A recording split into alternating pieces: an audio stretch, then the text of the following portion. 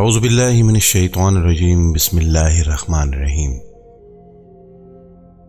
Hulagu Khan اپنے گھوڑے پہ شان سے بیٹھا ہوا تھا۔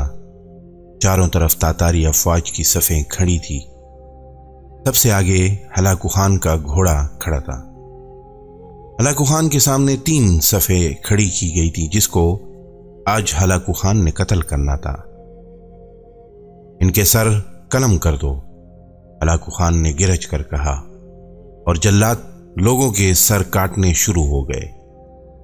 پہلی صف میں ایک کی گردن گئی، دوسرے کی گردن گئی، تیسرے چوتھے کی۔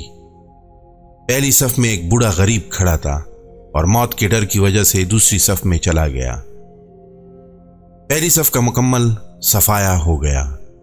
ہلاکو خان کی نظروں نے اس بوڑھے کو دیکھ لیا تھا کہ وہ موت کے خوف سے اپنی پہلی صف چھوڑ کر دوسری صف میں چلا گیا تھا۔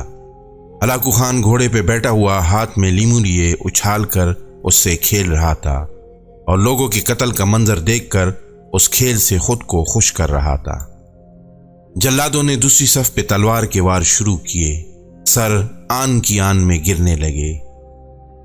جلاد تلوار چلا رہے تھے اور خون کے فوارے اچھل اچھل کر زمین پر گر رہے تھے۔ اس بوڑھے بابا نے جب دیکھا کہ دوسری صف کے لوگوں کی گردنیں کٹ کر اس کی باری بہت جلد آنے والی ہے تو وہ بھاگ کر تیسری صف میں کھڑا ہو گیا۔ ہلاکو خان کی نظریں بوڑھے پہ جمی ہوئی تھیں کہ اب تو تیسری صف آخری ہے، اس کے بعد یہ کہاں چھپنے کی کوشش کرے گا؟ اس بے وقوف کو میری تلوار سے کون بچا سکتا ہے؟ 70-100 انسان مار دیے تو یہ کب تک بچے گا؟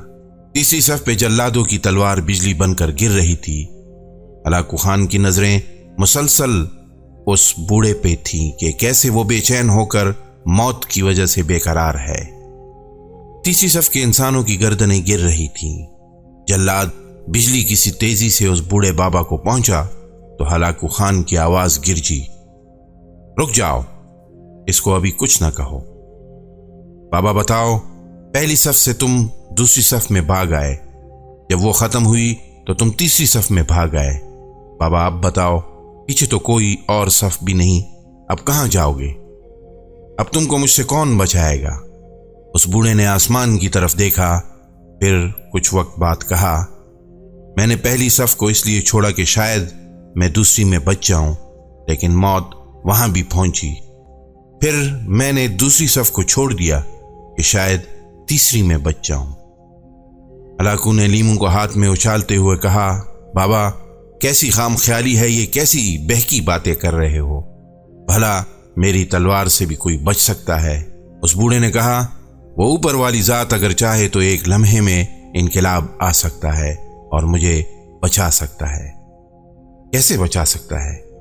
ہلاکو خان نے اتنے جوش میں کہا کہ اس کے ہاتھ سے لیمو گر گیا۔ ہلاکو خان چابک دست، ہوشیار جنگجو اور چالاک انسان تھا۔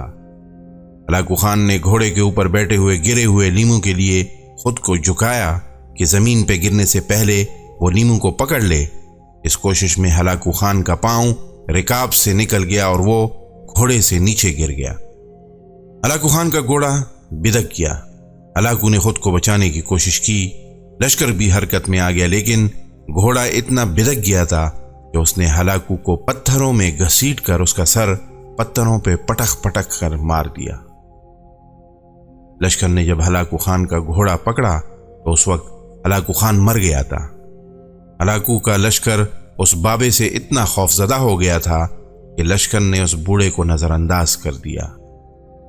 اس بوڑھے نے صحیح کہا تھا کہ وہ اوپر والی ذات یعنی اللہ اگر چاہے تو ایک لمحے میں انقلاب آ سکتا ہے، اور یہی سچ ہے کیونکہ وہ اس تمام دنیا کا خالق و مالک ہے۔